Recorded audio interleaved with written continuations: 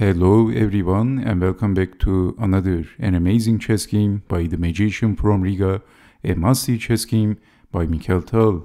And in this chess game his opponent is David Bronstein, who is also considered as one of the greatest chess players ever, who never became the world chess champion.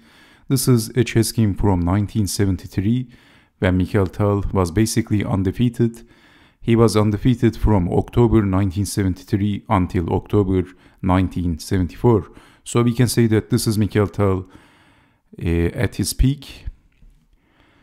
Okay, so this is actually from April, but I believe Mikhail Tal was in perfect shape when this chess game happened. So Tal starts the game with pushing the e-pawn, e4, d6, and black is playing the Pirc defense, knight to c3, g6. Tal played bishop to g5, c6, knight to f3, bishop to g7. So actually bishop to g5 was the Byrne variation of the Pirc defense. f4 was the Austrian attack, as we all know. Queen to d2, bishop to g4, and Mikhail Tal castled.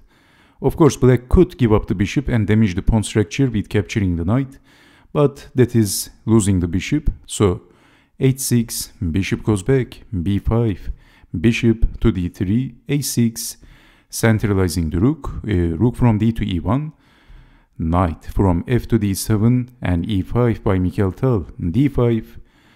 Well, in this position, if capturing the pawn, that is only going to help white, because of if knight takes, bishop takes, and bishop to f4. And you can see that this is actually pretty good for white. This is going to open the rook. So this was the idea of Mikhail Tal, the tactician, the magician from Riga, the master tactician. Like he always liked open files, open diagonals. So as a very aggressive attacker. So pushing the pawn and knight to h4, c5, and Mikhail Tal captured on g6. So this is what he did, sacrificing the knight, which came out of nowhere. Maybe Bronstein was not expecting this. Capturing the knight, accepting the sacrifice. What was the idea? But now, after sacrificing the knight, Mikhail Tal is getting 3 extra pawns plus the attack. Knight takes on d5. Knight to c6 and f3 by Tal. Where is the bishop going? The only safe spot, bishop to e6. And knight to f4, attacking the bishop and threatening forking the king and the queen. So bishop goes back. Queen to d3, every move is a threat. Now Mikhail Tal sacrificed his knight, but he has the attack, threatening queen to f5 and how to defend.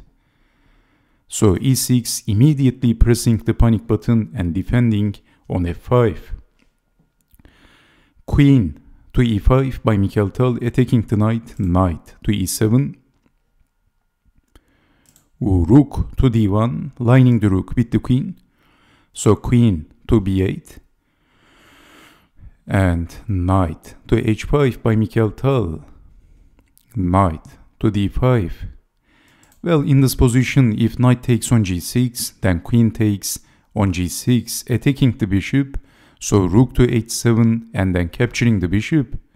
So if capturing, then capturing on h6, and this is losing. White has 4 extra pawns, and also white is getting back the piece. So this is very good for Mikhail Tal, but this didn't happen in the game. This is why not capturing the bishop, knight to d5, and then d takes on c5.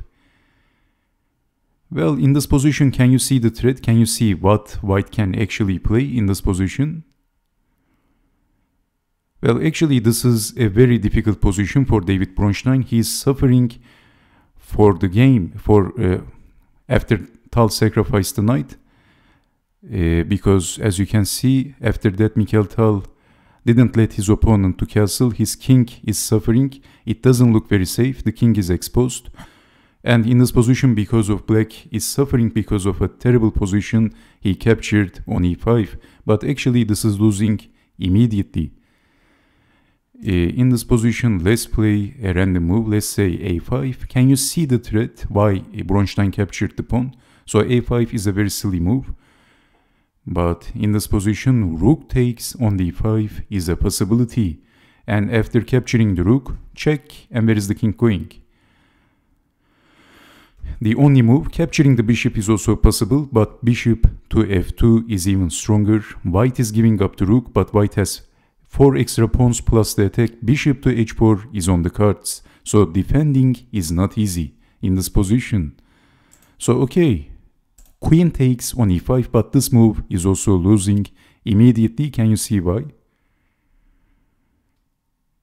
Because of bishop to d4, attacking the queen, and after, of course, you can take because that's losing the queen, and also x-raying the bishop on g7, so checking the king, but Tal is pushing the pawn. Too many pieces is under attack. So if queen takes on e4, then bishop takes on g7, and then capturing the queen, and white has 3 extra pawns, and this is all over, of course, for black, getting back the piece, and also white has 3 extra pawns.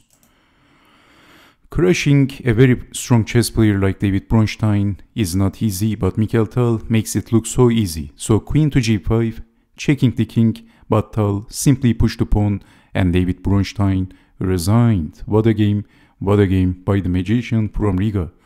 The possible continuation, defending the queen and then bank.